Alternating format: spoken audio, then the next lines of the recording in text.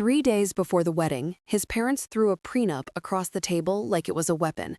A thick stack of papers, gold embossed, cold. His mother's smile didn't reach her eyes. His father didn't bother to hide his smirk. I remember the sound it made when it landed, a dull slap against the marble. That sound told me everything. They didn't see me as family, just a threat. They thought they were clever, protecting their precious son, their fortune, their spotless legacy.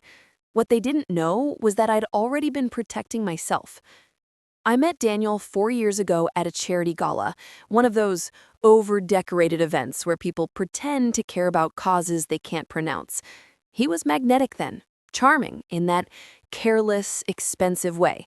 I fell for him quickly. Foolishly, maybe, but I believed him when he said he didn't care about money, that he wanted something real. And for a while, it felt real. Weekend trips to places I'd never seen, late nights cooking in his penthouse, dancing barefoot on marble floors. I thought I'd found something rare. Love without conditions. But I should have noticed the small things. The way his mother never said my name, just the girl. The way his father always asked what my family did, and the way Daniel flinched ever so slightly every time I paid for something. He didn't know I noticed. I always notice. The cracks started showing 2 months before the wedding. The florist called, said the deposit had been declined. Daniel said it was a mix-up. Then the jeweler called about the ring inserments. "We'll need his family's signature," she said. His family's, not ours. That was when I started to dig, quietly, systematically. His father's law firm handled all their accounts. His mother's name appeared on properties Daniel claimed to own.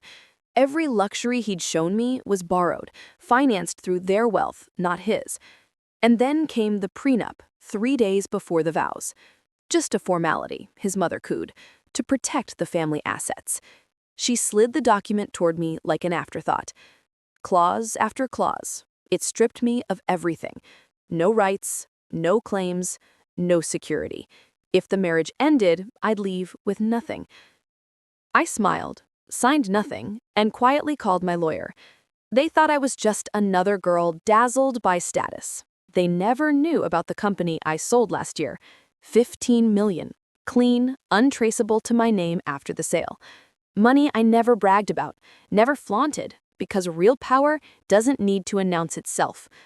My lawyer, a woman sharper than their entire firm combined, drew up a contract of her own, a revised prenup, fair, balanced, legal. I told Daniel's parents I'd sign theirs if they signed mine. His mother's face froze.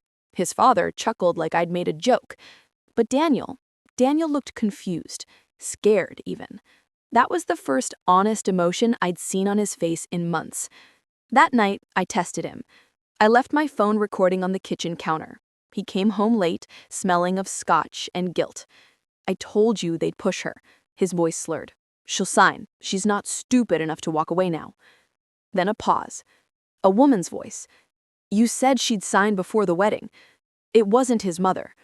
I remember standing there in the dark, listening to them plot over me, my silence, my supposed weakness.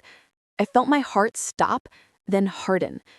The next morning, I sent the recording to his parents' family lawyer and to the press contact who'd been hounding them for months for a story about their perfect son. By noon, I had leverage. By evening, I had options. When they called, panicking, begging to discuss this privately, I agreed. I wanted to see their faces. The meeting was at their estate, the same marble table, the same polished smiles. Only this time, I didn't sit down. I placed a single USB drive in front of them. "I came here to sign a prenup," I said calmly, "but I think you should hear what your son's been signing up for." I pressed play. His voice filled the room. Every deceitful word, every plan to make me sign and leave me dry. His mother's lips parted in shock. His father went pale. Daniel tried to speak. I didn't let him. "You wanted to protect your fortune," I said. "Congratulations. I'm not touching a cent of it." I slid my revised contract across the table. It stated very clearly that the wedding was off and any assets tied to our engagement would revert to me. The house I'd paid for, the wedding costs I'd covered, the ring, mine. Every receipt, every transfer documented. His father tried to argue. My lawyer stepped in. Calm, precise, ruthless. By the time they realized how airtight it was, they'd already lost. The story hit the papers 2 days later. Heiress whacks away from millionaire son after caught scam. Their empire of reputation cracked under the weight of their own arrogance. And me, I spent the day of what would have been my wedding on a beach in Capri, alone, free. I watched the sunset and thought about how easy it is for people to mistake silence for weakness. They thought they'd humiliated me. But in the end, I didn't just walk away richer, I walked away untouchable.